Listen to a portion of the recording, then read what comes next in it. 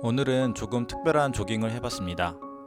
평소처럼 혼자 달리는 게 아니라 세준이와 세린이를 유모차에 태우고 약 5km 정도를 달려봤는데요. 쌍둥이와 함께하는 첫 본격적인 유모차 러닝이라고 할 수 있을 것 같습니다. 제가 지금 사용하는 유모차는 부가부 동키5입니다. 쌍둥이 유모차로는 워낙 유명한 제품이고 두 아이가 나란히 앉을 수 있어서 평소 외출할 때는 상당히 만족하면서 사용하고 있습니다. 그런데 이 유모차로 과연 러닝이 가능할지 궁금했습니다. 동키5는 앞바퀴가 10인치, 뒷바퀴가 12인치로 일반적인 유모차와 비교하면 바퀴가 꽤 큰 편입니다. 그래서 실제로 밀어보면 노면의 작은 요철을 생각보다 부드럽게 넘어가고 두 아이를 태웠는데도 직선에서는 제법 안정적으로 굴러갑니다. 오늘 직접 달려본 느낌도 비슷했습니다. 킬로미터당 6분에서 7분 정도의 아주 편한 조깅 페이스에서는 생각보다 주행감이 나쁘지 않았습니다. 산책보다 조금 빠른 수준으로 천천히 달리거나 중간중간 걸음을 섞는 정도라면 충분히 사용할 수 있겠다는 생각이 들었습니다. 무엇보다 아이들과 함께 밖에 나와서 제가 좋아하는 러닝을 할 수 있다는 것 자체가 좋았습니다. 혼자 달릴 때와는 전혀 다른 느낌이더라고요. 기록을 위한 훈련이라기보다는 아이들과 시간을 보내면서 가볍게 몸을 움직이는 가족 러닝에 가까웠습니다. 하지만 속도를 조금씩 올리자 느낌이 달라졌습니다.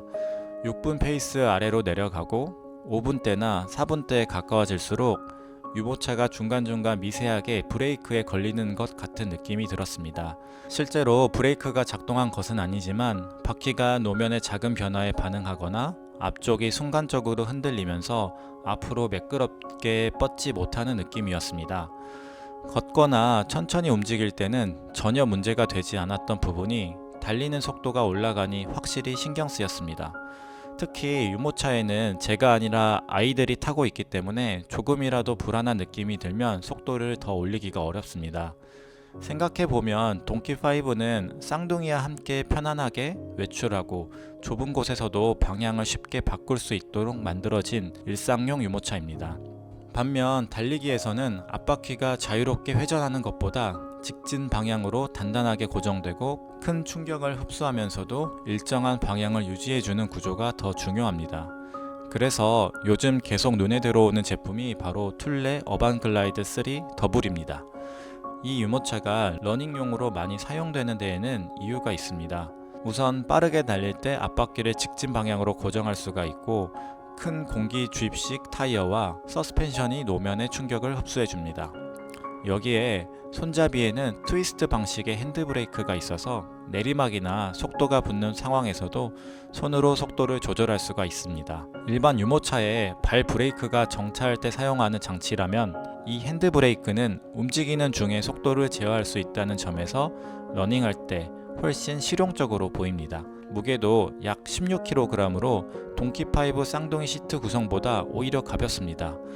아이 둘을 태우고 밀어야 하는 상황에서는 이런 무게 차이와 바퀴 구조가 실제 달리기에서 꽤 크게 느껴질 것 같습니다. 문제는 어반글라이드 더블이 현재 국내에서 정식으로 구하기가 쉽지 않다는 점입니다. 결국 해외 직구를 해야 할 가능성이 큰데 제품 자체도 부피가 크다 보니 배송비와 관세, 사후 서비스까지 생각해야 합니다. 그래서 요즘은 해외에서 어떻게 구매해야 할지 배송 대행을 이용할 수 있는지 계속 알아보고 있습니다. 유모차 하나를 더 사는 것이 과연 맞을까 고민되면서도 오늘 직접 달려보니 러닝 전용 유모차가 왜 따로 존재하는지 확실히 알 것 같습니다. 결론적으로 부가부 동키5는 아이들과 걷거나 킬로미터당 6분에서 7분 정도로 아주 천천히 조깅하기에는 생각보다 괜찮았습니다.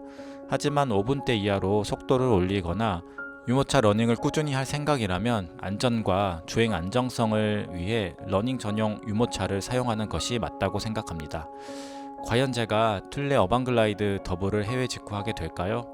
일단 조금 더 알아보겠습니다.